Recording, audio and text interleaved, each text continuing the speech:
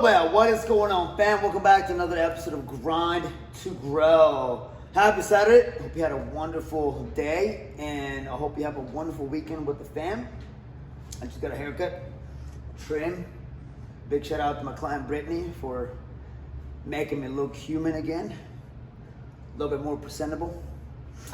So exactly a week ago, I did my first ultra race. Biggest challenge of, I guess you can say, my fitness career.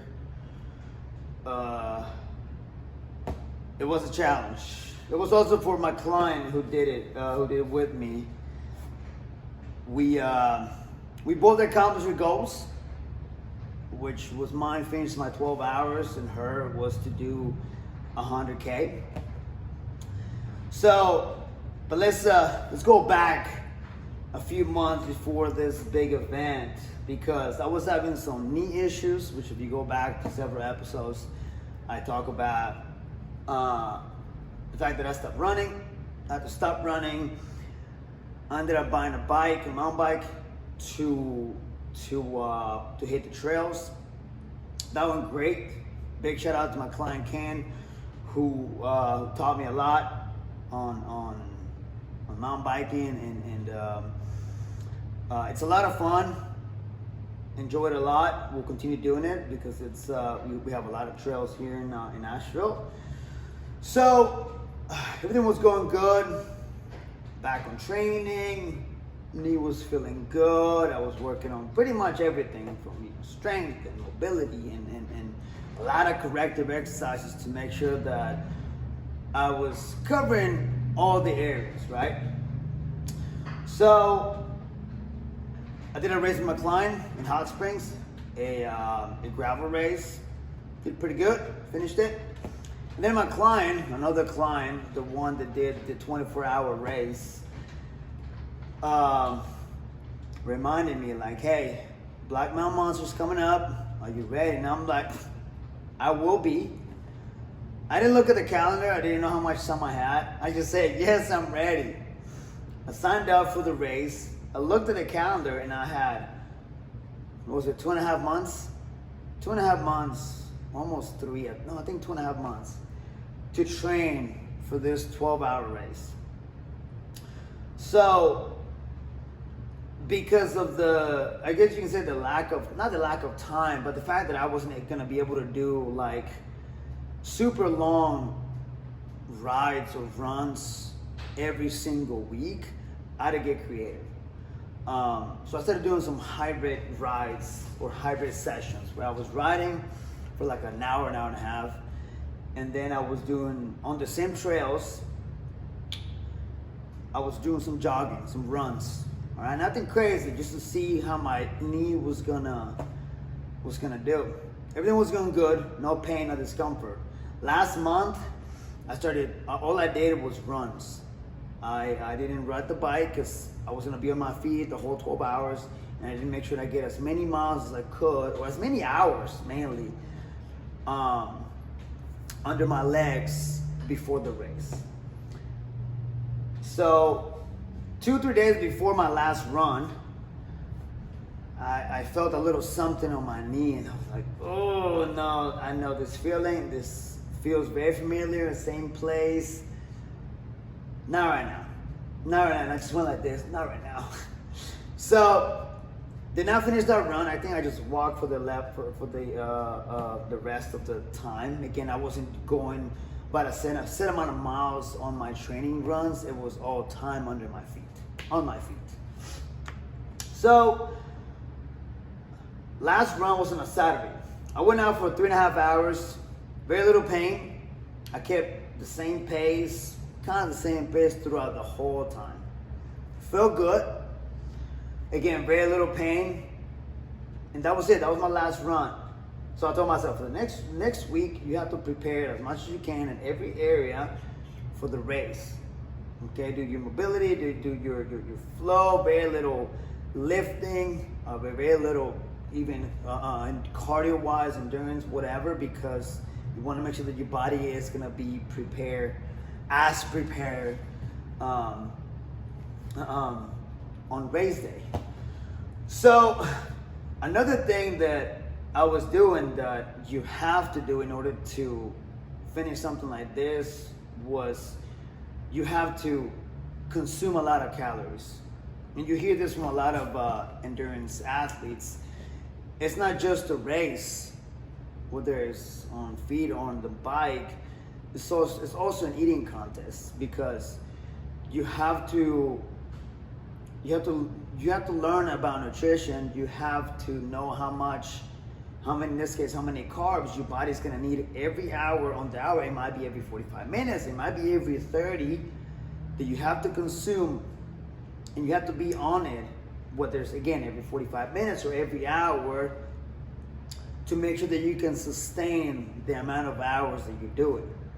So in my case, I had to consume at least 100 grams of carbs every hour to make sure I can sustain. And that's what I was doing on training. You have to do it on training because you have to make sure that your stomach is used to, and you have to find out what foods, what gels, electrolytes, snacks, bars, fruit, it's gonna work so you can do this sort of event.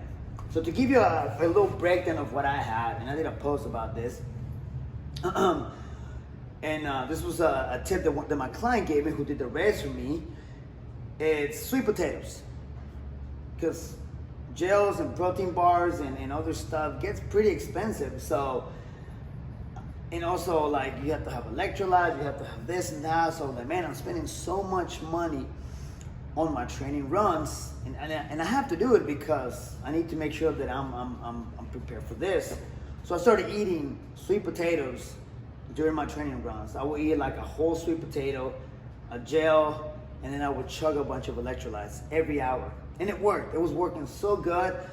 I was able to, digest that pretty quick. There was no discomfort, no like nauseous or wanting to throw up. So that was great.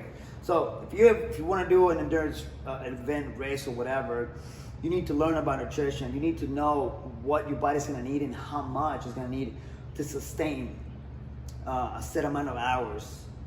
Again, whether it's on the bike or on your feet. So I had that dialed in. All right. So came race day.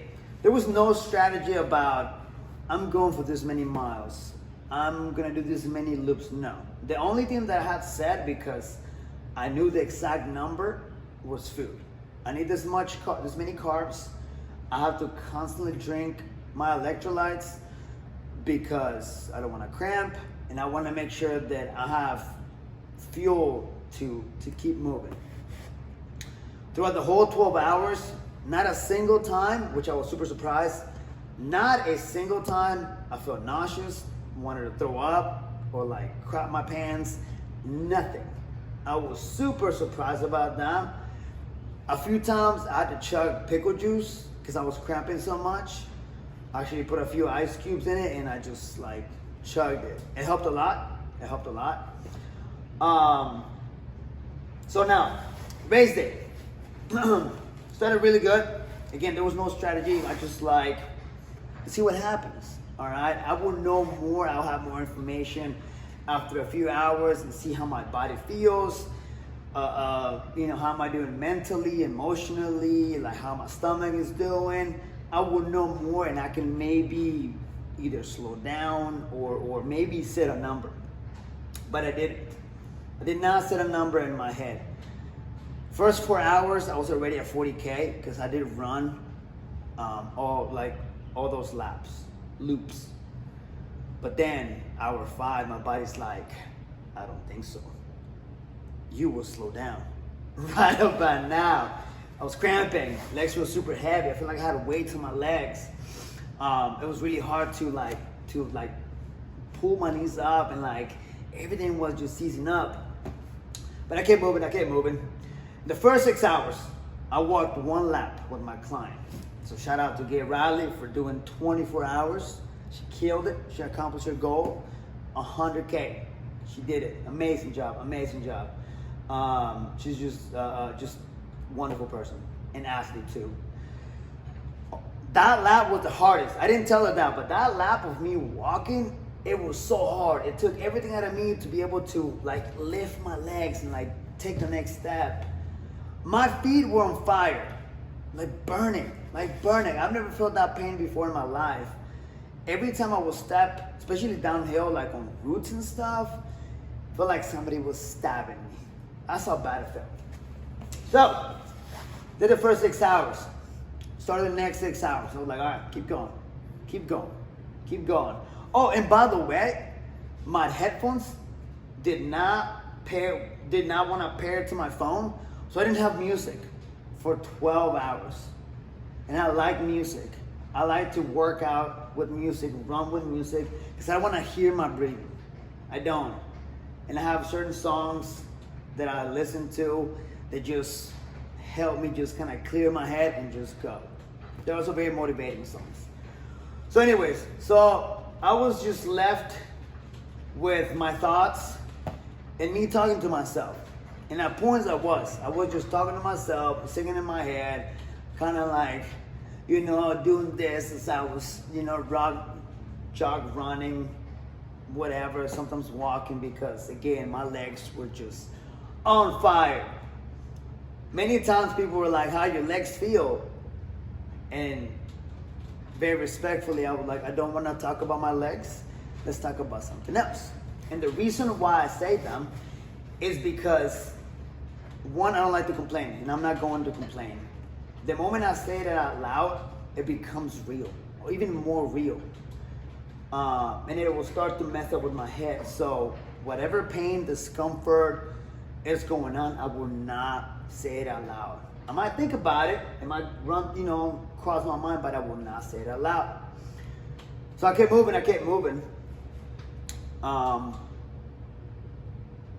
And there was one time that I had a moment of doubt. All right? And I was able to shut that off immediately. I was thinking, I don't know and immediately I was like, nope, you're not gonna finish the sentence. You're not. Don't even do that. Keep moving. You say you were gonna do 12 hours, you're gonna follow through. All right? You say you're gonna do this, you need to get it done. It doesn't matter how. Whether you jog to the finish line, walk to the finish line, or crawl to the finish line, it doesn't matter. We're gonna get it done. By we, I mean me and God. Okay? Because he was helping me throughout the whole 12 hours. So, keep going. Last few hours. I thought I only had time for 2 laps. I went for that second to last. I told my fiance, which was an incredible support. She was there for the second 6 hours. She was there cheering me on and making sure that I had everything that I needed to, foam rolling my legs and stuff. Then the second to last came. I was like, all right, babe, I got one more. It looks like I'm not gonna have time for another one. I'll see you sometime. I don't know how long this is gonna take me. So some of the time I was walking, and all the time I was kind of like trying to fast jog because I couldn't like really run because I was in so much pain, and like trying to fire it up every muscle to move faster it was a struggle, and I couldn't do it for a long period of time. Plus, I didn't want to cramp up so bad that I couldn't like go back to just moving, right? So on that last lap, I was coming up to the finish line, and I told myself, if the clock says 11:20 or after, I'm done. I'm not gonna have time for another lap because I've been doing almost, a lap every 40 minutes, 45 or so. So like, I'm not gonna have time. So I kind of ran a little bit more on that last mile. Came up to the finish line, crossed it, look at the big clock, and it said 11:11. And I'm like, I looked at the guy and I was like, how long did it take me to do the last lap? And he was like, 48 minutes. There was 48 minutes left. All he said was like, run. And I was like, oh, he's like, less walking, more running, go. Took off. Got to the 10, I told Haley, Like, babe, I got time for one more. I'm gonna attempt to finish it. I'll be right back. All she said was like, you got this, babe, you got this, I believe in you. I dropped my water bottle, I took a few sips. I grabbed my phone because I wanted kind of to keep track to make sure that I could finish it, or maybe like need to speed it up. So took off. The first 20 meters of that last loop, I said a prayer. I was like, God, if you want me to finish this, give me the energy, give me the strength, give my legs the strength to finish this. Everywhere else I felt good.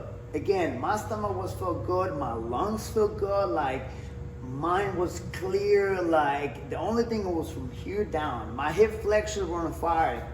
Quads, calves, hamstrings, cramping in my feet. Again, I feel like somebody was stabbing me constantly on every step. I finished that prayer and I took off.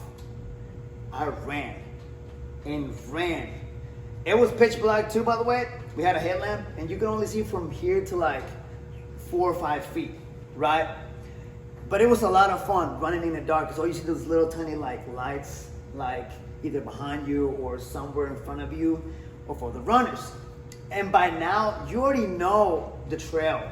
You know when the curve is coming, you know when the downhill is coming, you know that you have a straight here and you can maybe run a little bit more. So I just kept going and kept running and kept running. Clear my head. And that's another thing that I've learned about myself. I'm able to clear my head when I'm doing something like this and just go. Because I know I can do it. I know what my body needs to do. It became second nature, just like a workout here. I don't think about it. I just go, go, go, go, go. I kept moving, Face planted once, hard, downhill, right? I would just went.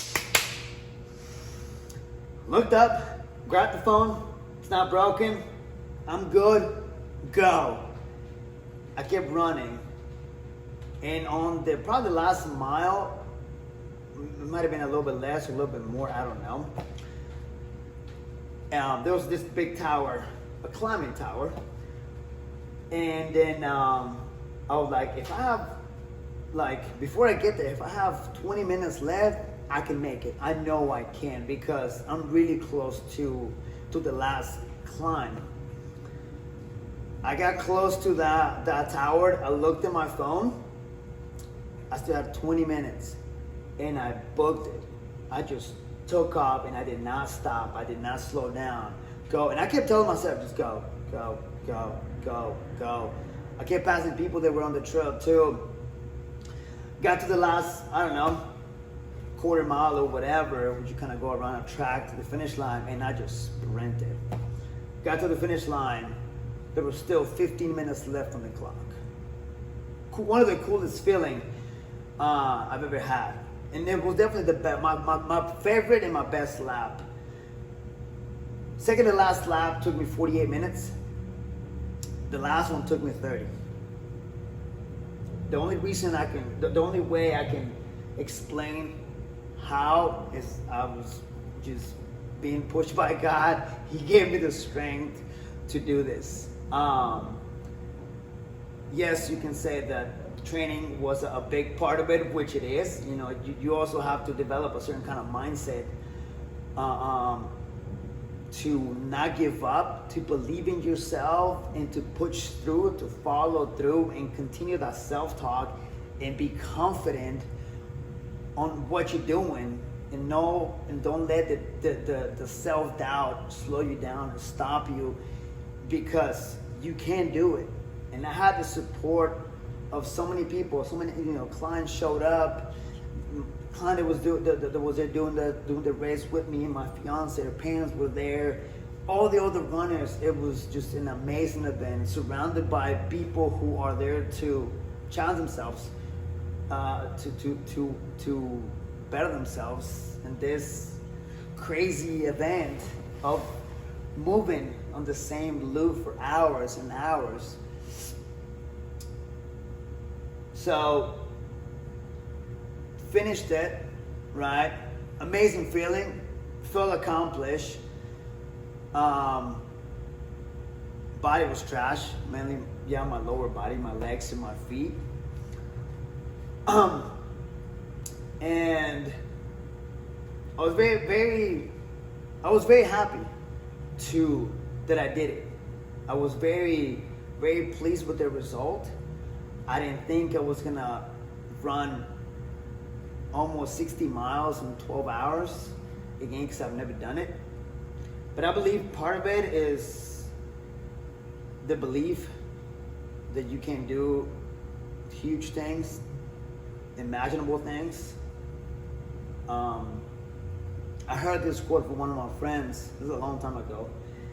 We were talking about goals and business and stuff like that, and he was like, "Don't tell people all your goals, but what you're doing, like in detail. Just tell them the end result. Tell them what you're gonna do, and make it so big that it scares you and it scares them. And if they doubt you, you don't need those people. They're not there to help you. All right." So whatever goal you have, make it big. Make it scary big. Okay? But you have to have the self-talk every single day. And you have to remind yourself, what am I doing and why am I doing it? What's the why? Why are you doing it? And that's a question that I kept getting before this race. I will tell people, oh yeah, I'm doing a 12-hour race very soon. And they'll give you this look. Why? Why would you put yourself through that? That sounds awful. That sounds painful. That sucks. I had somebody say, "I'm sorry." I'm like, "Why are you sorry?" I'm doing it, not you.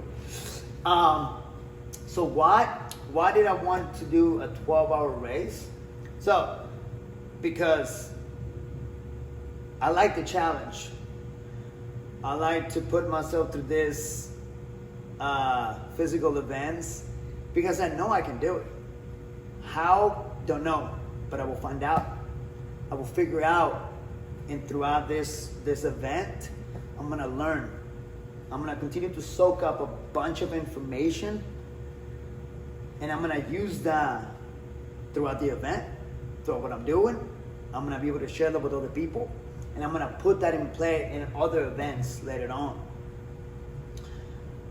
Because even if you have a goal set and you work really hard and you train and you did this and you did that and you focus on your nutrition and your maintenance and you did all the miles and all the training and this and that and blah blah blah, and you had everything tracked and you didn't do it, that doesn't mean you failed. It just means that you see it as a lesson, not as a failure, because you did go through. You did work on finishing it. Maybe something happened. Maybe the body was like, it's not today. Today is not the day. And it's going to happen. You will fail. And I know that's something that nobody wants to hear. But it's going to happen. That's part of life. That's part of the process. And you have to take those lessons. Don't look at them as failures. Look at them as lessons and assess. So one thing that I did throughout this race, there was a lot of assessing. Assess the situation. Okay? What do I have to do? What do I have to change? Is it my pace? Is it my speed? Is it my stride? Do I have to eat more? Do I have to take more electrolytes? Do I have to, or do I just have to keep going? Do I have to push through the pain because I know I can? Am I being too much of a chicken right now because of the pain? Go. You keep pushing. You keep pushing. We are capable to do so much. The human body, it's capable to do insane things. So I am excited to continue this journey of endurance and continue learning. And like I said in the past, my goal is to be an endurance athlete, endurance coach, and use that information and give it to people.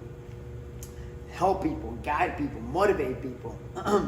So whatever goal you have, whatever you want to do, whether it's this big or this big, remind yourself of it every day. Say it out loud. Look yourself in the mirror and tell, you will do this. You will run 12 hours. You will finish this. You will start a business. You will bench 200 pounds. Whatever it is, have that self-talk every single day.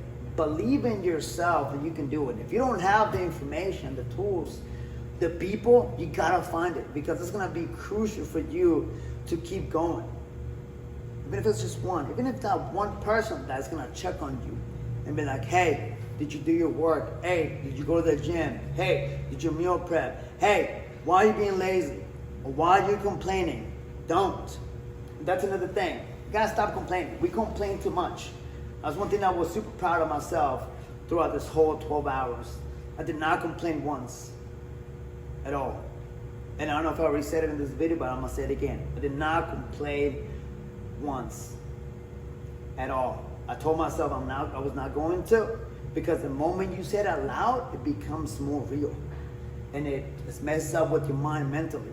So that's why killing that negativity and that self-doubt is so important to continue moving so you can follow through. So develop that discipline, that daily, do those daily tasks, those little nagging things that you don't want to do, whether they're painful or they're annoying or they're boring. Get so good at doing those things that you become so disciplined in your life, in your process, that nothing can stop you. And it doesn't matter what comes, like, I'll get it done. I'll do it. I can. Why? Because I know I can. And if I don't, I'm gonna try again, and I'm gonna try again, and I'm gonna continue to assess my process so I can get the product, because the product is amazing. Getting to that finish line was awesome. Finishing those 12 hours was amazing, but the process was the reward. Everything that I learned, knowing that I can eat for 12 hours and not throw up, I was like, all right, I can do this. Can I do it for longer? It did cross my mind immediately.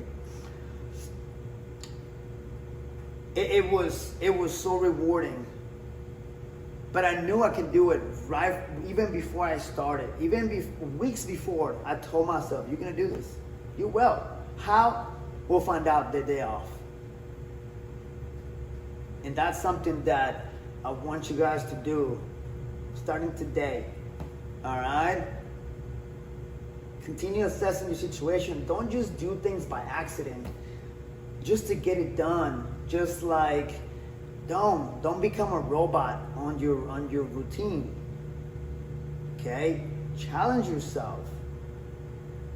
Continue learning, continue growing. If it's hard, that probably means that you gotta do it more and more and more and get comfortable with that. Because it's good. We're getting too comfortable. We need to get uncomfortable. We need to get comfortable with the uncomfortable. All right? You guys have a wonderful day. Thank you so much for taking the time. I know this was a long episode, but I hope this was helpful. And those of you who are in the endurance world, shout out to you guys for what you do and the immense support. And anybody who wants to do an event like this and needs some guidance, some help, please comment below. Send me a message if you need help with training, whether it's on the endurance part, your miles, or strength training, which is super important. Okay, remember, you gotta lift weights in order to maintain your body strong, so you can do all those miles. And if you don't know how to eat, I can help you with that. I've learned so much, and I've been able to help my clients. So whatever you need, I can help you. All right, I'm here to help. Have a wonderful day, guys, and don't doubt yourself. Believe in yourself. Follow through. Peace.